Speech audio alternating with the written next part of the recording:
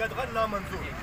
मैं खुद नारे लगवाता हूं। प्रोटेक्शन नारे थोड़ा पीछे पीछे पीछे पीछे हो जाए, पीछे हो जाए, पूरे नहीं आ रहे, थोड़ा पीछे हो जाए, पीछे हो जाओ, पीछे हो जाओ यार। अस्सलाम वालेकुम। इस वक्त इस्लामाबाद हाई कोर्ट के बाहर मौजूद हूँ। यहाँ पे सहाफ़ियों की तरफ से जो इमरान रियाज खान साहब को गिरफ़्तार किया गया, उस हवाले से इस्लामाबाद हाई कोर्ट के मेन गेट के सामने ये धरना दिया जा रहा है। मेरे ऊपर FIR कटी है, मेरे घर पे FIA वाले और हिंसे वाले आ चुके हैं, ठीक है ना। ट्विटर पे बोल रहे हैं, तो आपको घबराने की जरूरत नहीं है।